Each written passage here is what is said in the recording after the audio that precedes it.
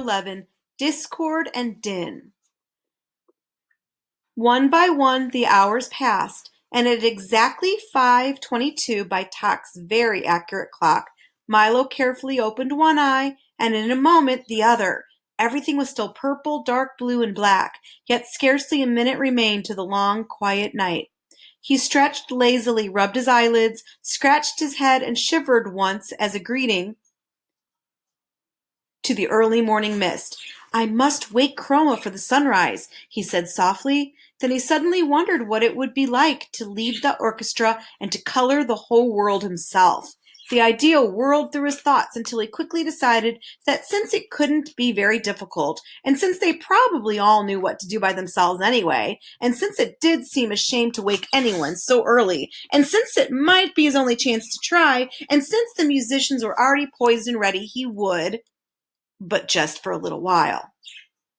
And so, as everyone slept peacefully on, Milo stood on tiptoes, raised his arm slowly in front of him, and made the slightest movement possible with the index finger of his right hand.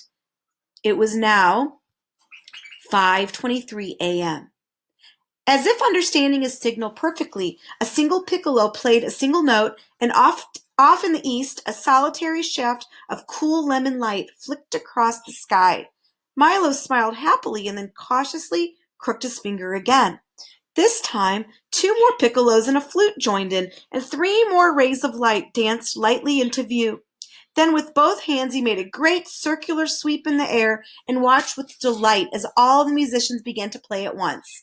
The cellos made the hills glow red, and the leaves and grass were tipped with a soft pale green as the violins began their song. Only the bass fiddles rested as the entire orchestra washed the forest in color. Milo was overjoyed because they were all playing for him, and just the way they should. "Won't Chroma be surprised?" he thought, signaling the musicians to stop. "I'll wake him now." But instead of stopping, they continued to play, even louder than before, until each color became more brilliant than he thought possible.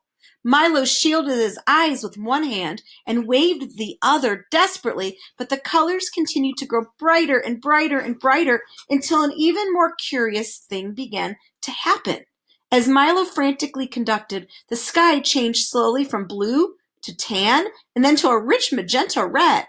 Flurries of light green snow began to fall, and the leaves on the trees and bushes turned a vivid orange.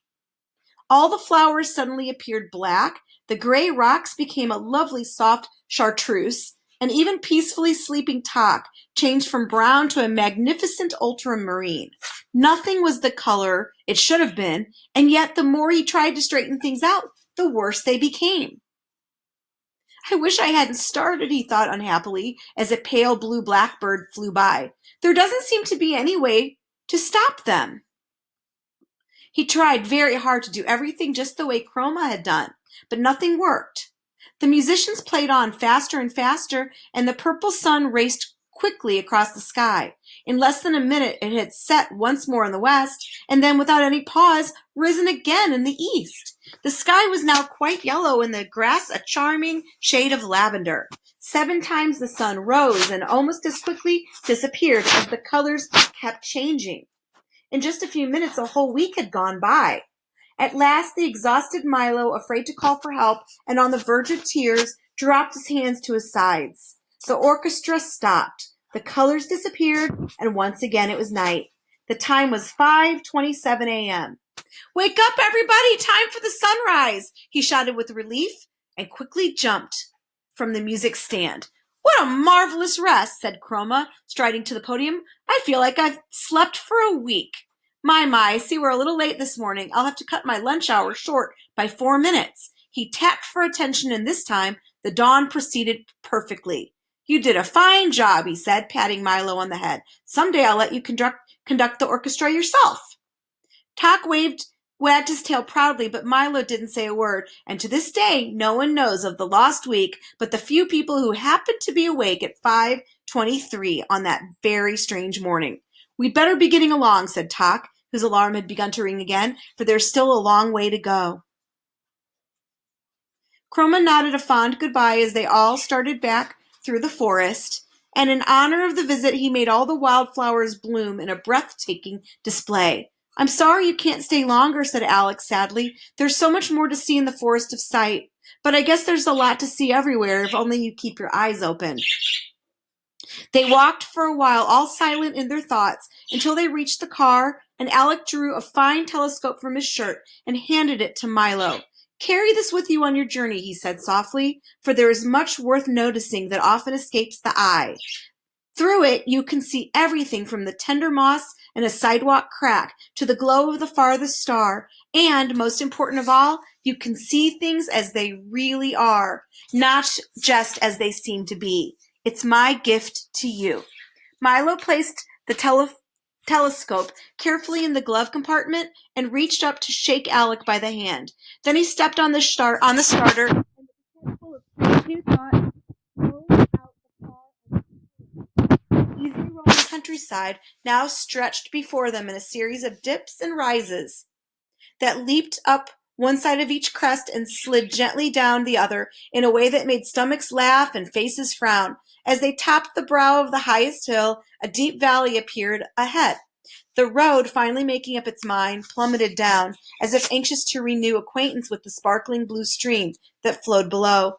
When they reached the floor of the valley, the wind grew stronger as it funneled through the rocks, and directly ahead a bright-colored speck grew larger and larger. "It looks like a wagon," cried Milo excitedly. "It is a wagon, a carnival wagon," seconded Tock, and that's exactly what it was, parked on the side of the road, painted bright red and looking quite deserted.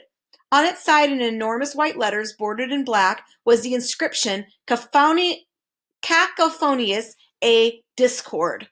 And below, in slightly smaller black letters, bordered in white, was, "Doctor of Dissonance." "Perhaps if someone's home, he might tell us how far we have to go," said Milo, parking next to the wagon. He tiptoed timidly up the 3 wooden steps to the door, tapped lightly, and leaped back in fright. For the moment he knocked, there was a terrible crash from inside the wagon that sounded as if a whole set of dishes had been dropped from the ceiling onto a hard stone floor.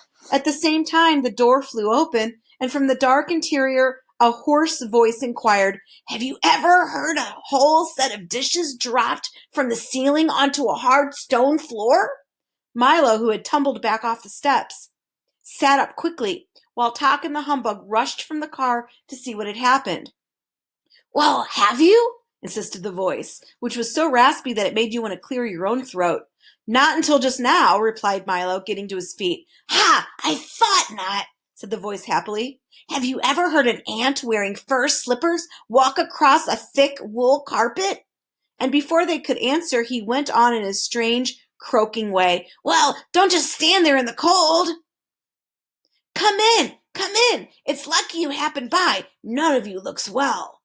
The faint glow of a ceiling lamp dimly illuminated the wagon as they cautiously stepped inside, Tock first, eager to defend against all dangers, Milo next, frightened but curious, and the humbug last, ready at any moment to run for his life.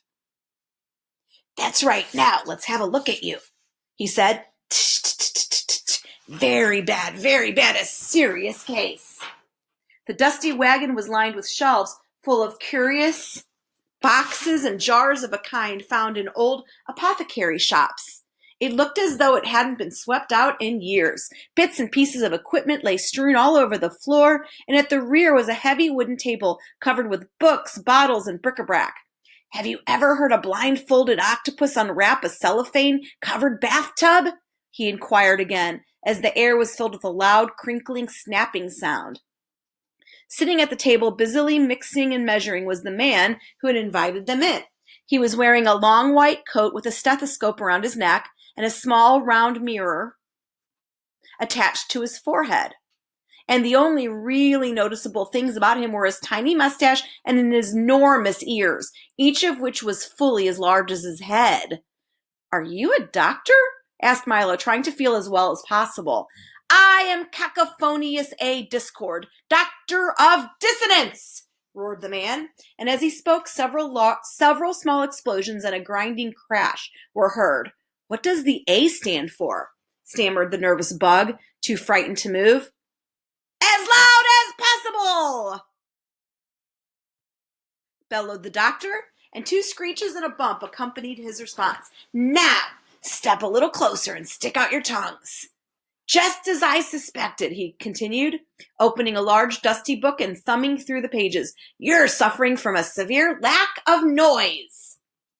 He began to jump around the wagon, snatching bottles from the shelves until he had a large assortment in various colors and sizes collected at one end of the table. All were neatly labeled. Loud cries, soft cries, bangs, bongs, smashes, crashes, swishes, swooshes, snaps and crackles, whistles and gongs, squeaks, squawks, and miscellaneous uproar. After pouring a little of each into a large glass beaker, he stirred the mixture thoroughly with a wooden spoon, watching intently as it smoked and steamed and boiled and bubbled. Be ready in a minute, he explained, rubbing his hands. Milo had never seen such an unpleasant-looking medicine and was not at all anxious to try any. Just what kind of a doctor are you? He asked suspiciously. Well, you might say I'm a specialist, said the doctor. I specialize in noise. All kinds, from the loudest to the softest and from the slightly annoying to the terribly unpleasant. For instance, have you ever heard a square-wheeled steamroller ride over a street full of hard-boiled eggs? He asked, and as he did, all that could be heard were loud, crunching sounds. But who would want all those terrible noises? Asked Milo, holding his ears. Everybody does, said the surprised doctor. They're very popular today. Well, I'm kept so busy I can hardly fill the orders for noise pills, racket lotion, clamor solve, and hubbub tonic. That's all people seem to want these days. He stirred the beaker of liquid a few more times and then, as the steam cleared, continued. Business wasn't always so good. Years ago, everyone wanted pleasant sounds. And except for a few orders during wars and earthquakes, things were very bad. But then the big cities were built, and there was a great need for honking horns, screeching trains, clanging bells, deafening shrieks, piercing shrieks, gurgling drains, and all the rest of those wonderfully unpleasant sounds we use so much of today. Without them, people would be very unhappy, so I make sure that they get as much as they want. Why, if you take a little of my medicine every day, you'll never have to hear a beautiful sound again. Here, try some. If it's all the same to you, I'd rather not, said the humbug, backing away to the far corner of the wagon. I don't want to be cured of beautiful sounds, insisted Milo. Besides, growled Doc, who decided that he didn't much like Dr. Discord, there is no such illness as lack of noise. Of course not, replied the doctor, pouring himself a small glass of the liquid. That's what makes it so difficult to cure.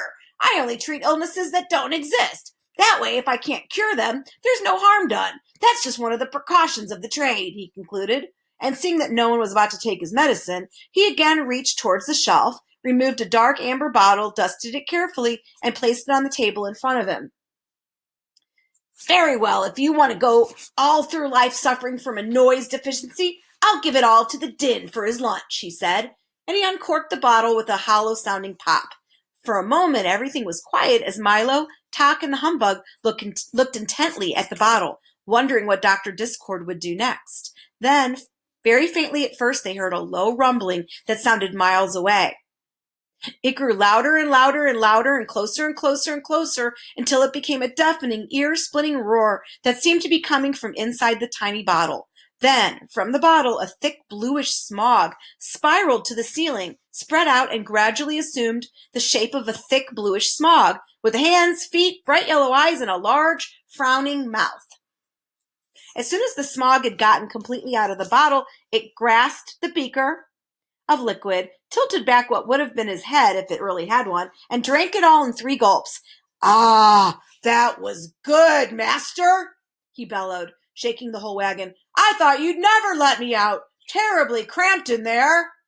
This is my assistant, the awful Dynne, said Dr. Discord. You must forgive his appearance, for he really doesn't have any. You see, he is an orphan whom I raised myself without benefit of governess or any other assistance for— No nurse is good nurse, interrupted the Dynne.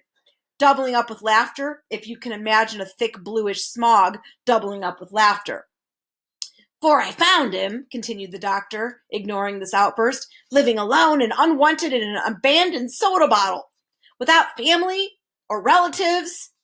No nieces, good niece, roared the Dynne again with a laugh that sounded like several sirens going off at once, and he slapped it where his knee should have been. And I brought him here, continued the exasperated Discord, where, despite his lack of shape or features, I trained. No noses, good nose, thundered the Dynne, once again as he collapsed in another fit of hysterics and clutched his sides. I trained him as my assistant in the business of concocting and dispensing noise, finished the doctor, mopping his brow with a handkerchief.